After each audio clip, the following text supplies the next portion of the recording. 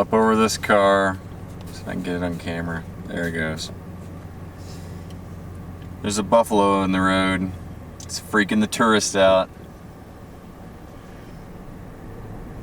It's not freaked out, it's just kind of hanging out. It's gonna turn one of the cars over though. Whoa, I'm sorry, I'm aiming the camera up in the air. There's two of them? Yeah. Oh yeah, there's two buffaloes walking down the road. They're just walking like the cars. Yeah.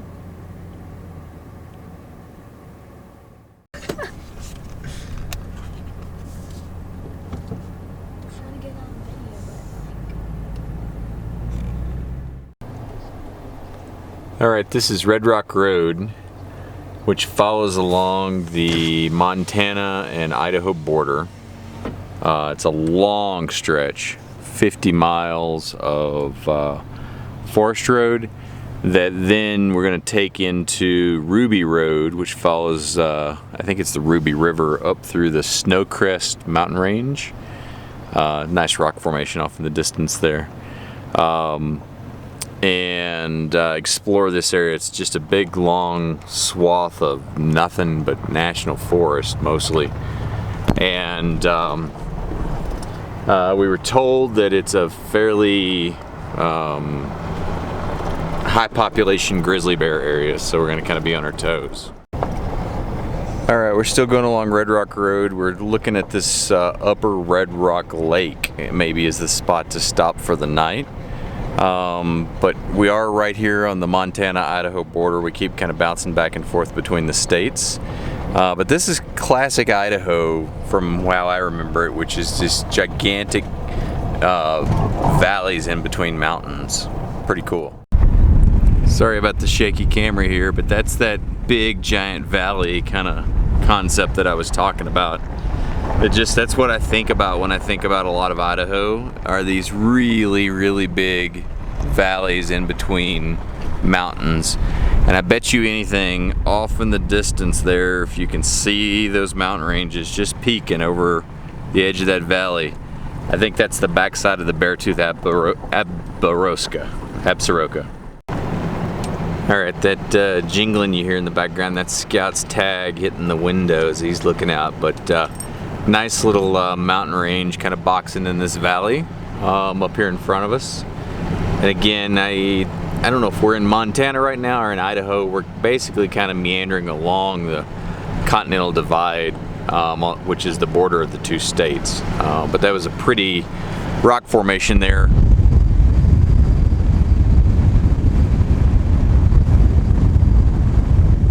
That I thought I'd show you.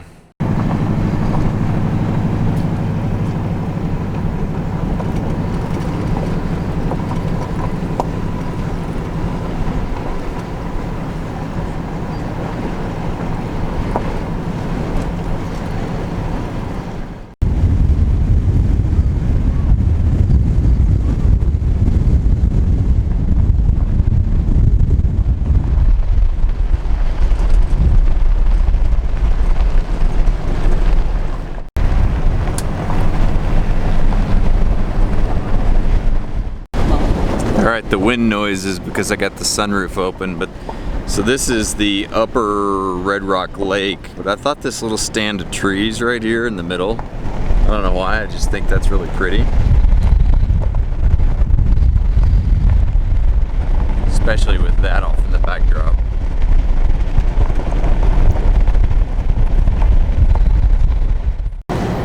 Alright, we have driven probably 35 miles at this point across this valley.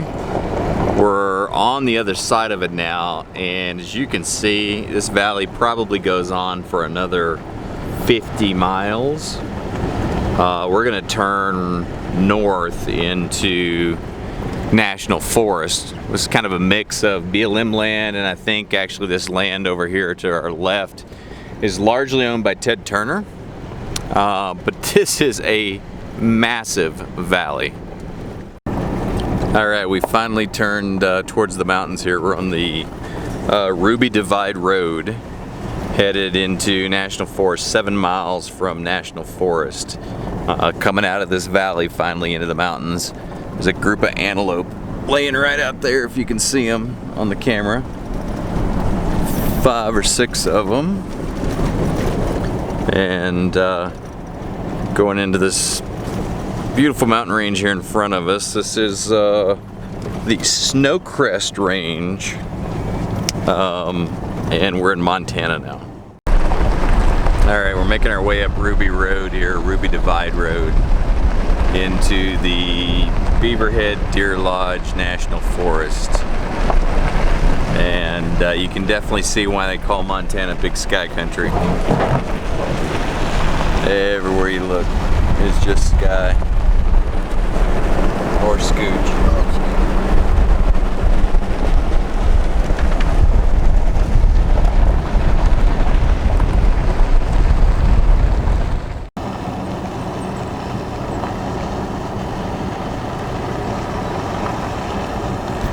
Camera to focus out here beyond the windshield. This looks like it's terraced out there almost. Like in this gigantic area. Kind of a mix of Montana plus the highlands of Scotland. You can see that kind of terraced look on the mountainside up there.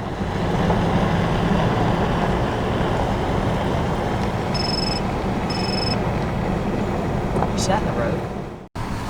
I'm sitting here so stunned and amazed. Scout. Hey.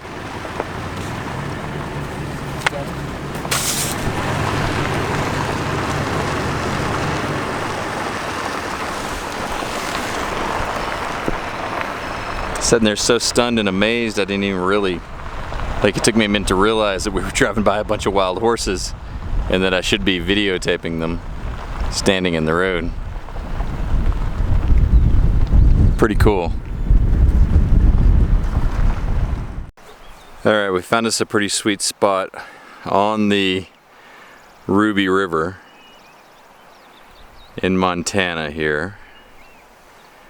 And the Ruby River is right down this way.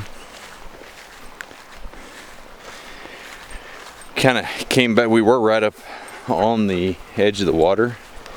I decided to move us back up kind of in this open area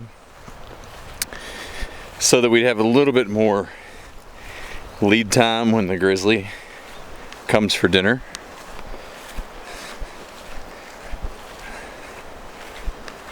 We were parked right down here on the river, which is a really sweet spot. Just beautiful, actually. But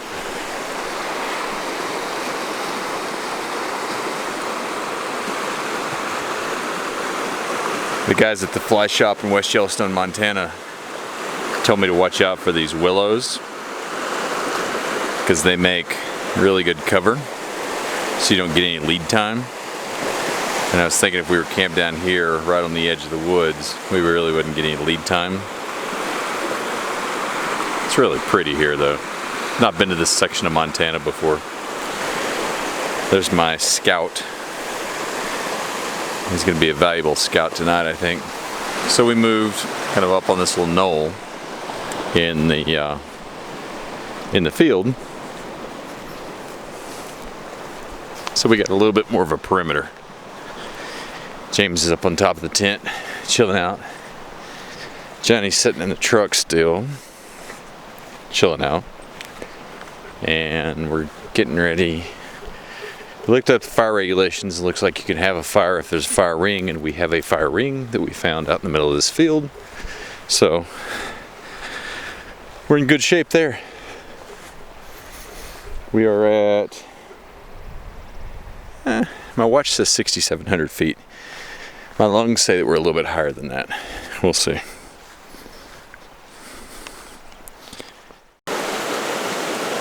A little trail hygiene. Scout's gonna help.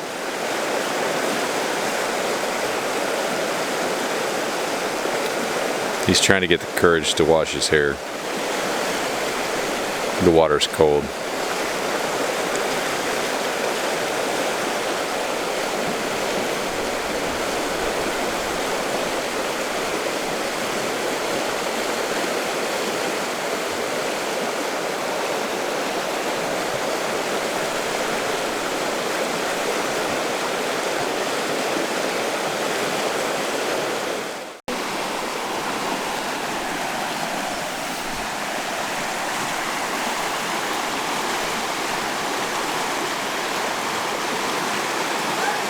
Is it cold?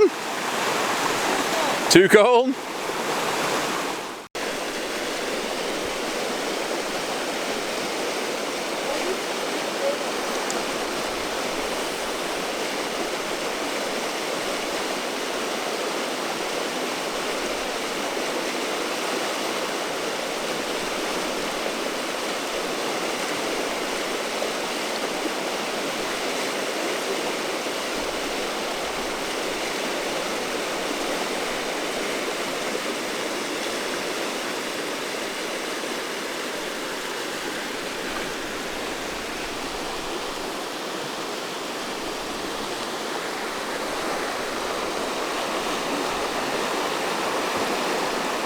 Got a mohawk?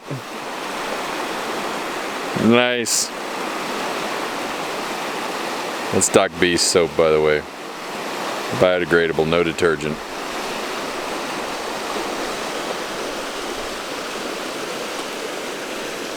How awesome is this? Summer trip with the boys, with Scout, off-grid. 2 months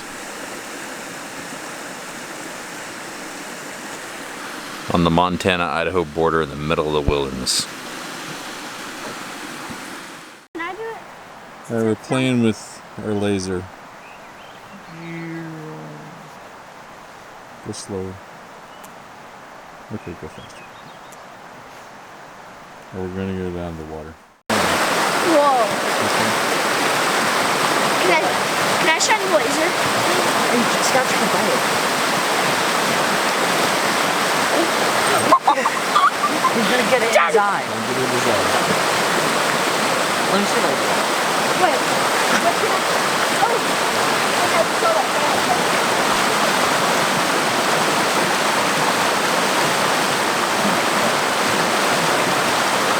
Let me see the laser, June. Dad, he chased the laser.